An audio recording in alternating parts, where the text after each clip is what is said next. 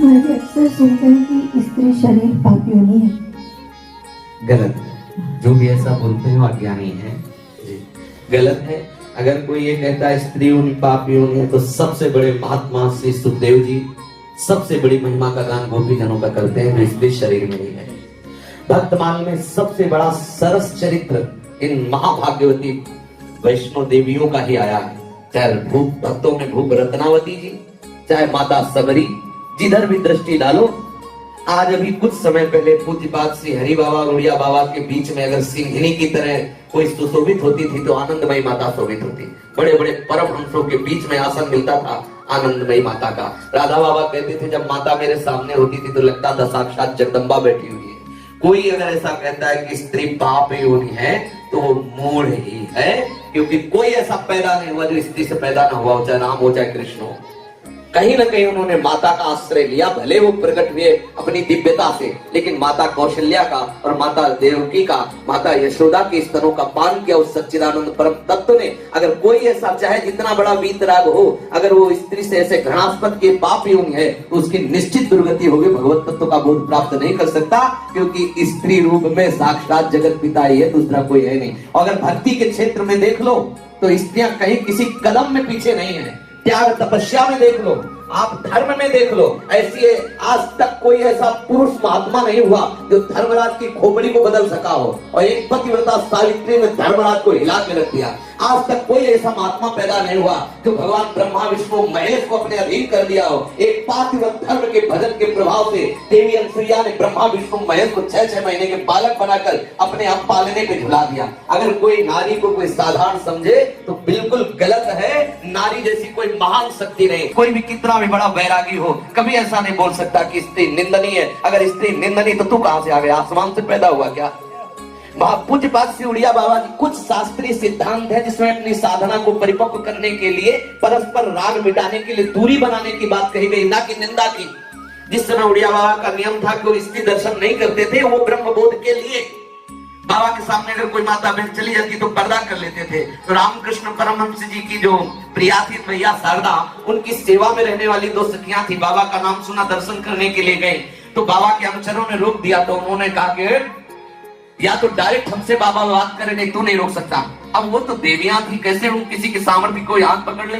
सीधे उड़िया बाबा के पास गई, उड़िया बाबा ने ऐसे पर्दा कर लिया। तो उन्होंने कहा महात्मा मैंने तो सुना है कि तुम ब्रह्मबोध संपन्न हो, यदि ब्रह्मबोध संपन्न हो तो ब्रह्म के सिवा और कोई है नहीं, तो किसके लिए पर्दा? और अगर ब्रह्मबोध संपन्न नहीं तो आकाश से नहीं पैदा हुए, किसी माँ से पैदा हुए होंगे, फिर ये कैसा पर्दा? बाबा ने हटा दिया चला, और जीवन भर के लिए हटा दिया। और सबसे तो अगर ये कोई कहता है स्त्री पाप योनि है, तो उससे हम प्रार्थना करके पूछ सकते हैं कि क्या गोपियों से भी बड़ा कोई परमहंस हुआ इस सृष्टि में? गोपियों की चरण धूलि कौन नहीं वंदना की, चाहे उद्धव हो, चाहे सनकादि हो, चाहे नारदादि हो, बड़े बड़े महात्माओं ने गोपियों की चरण धूलि की वंदना की। अगर प्रगट लीला में देखो तो ब्रजवासी गोपियां साक्षात स्त्री शरीर में ही थी, कोई ऐसा महात्मा ना हुआ। भीष्म जी अंतिम समय में गोपियों का स्मरण कर, भीष्म जैसे परम ब्रह्मचारी, सुखदेव जी जैसे परम ब्रह्मचारी महात्माओं ने गोपियों की चरण धूलि वंदना की।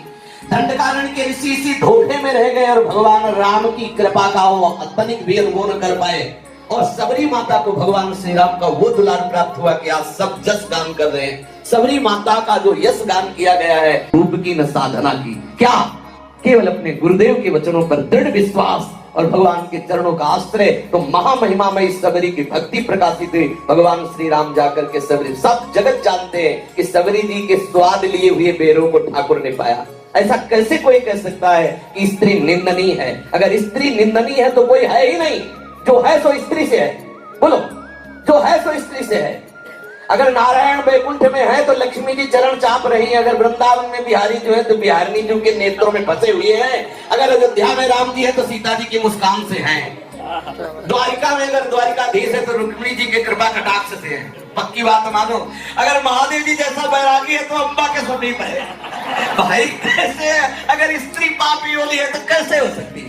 कोई भी, चाहे जितने लौकिक पद में हो चाहे पारलौकिक पद में हो, सबकी जननी पद में ये स्वरूप है। वही भ्रष्ट है, वही नष्ट है जिसने इनका अपमान किया। शास्त्रों में मर्यादा बनाई गई है राग रहित होने के लिए, ना कि इनके प्रति निंदा करने के लिए, ना कि इनकी अवहेलना करने के लिए, ना कि इनके, अगर ये पाप योनि है तो महात्मा कहां से पैदा हो गया? क्या पाप योनि से कोई महात्मा पैदा होता है? इन्हीं के वंशाय स्थल के अमृत में दूध को पीकर ही कोई परमहंस बना, चाहे जो जितना त्यागी बैरागी हो। और रोटी भी इन्हीं के हाथ की मिलती है, कहीं भी मधुकरी मांगो इन्हीं के हाथ की मिलती है। और सही मानो तो साक्षात प्रभु ही दोनों रूपों में विराजमान है। स्त्री पुरुष का भेद तो केवल हमारी माइक वृद्धि के कारण है, वही सच्चिदानंद प्रभु।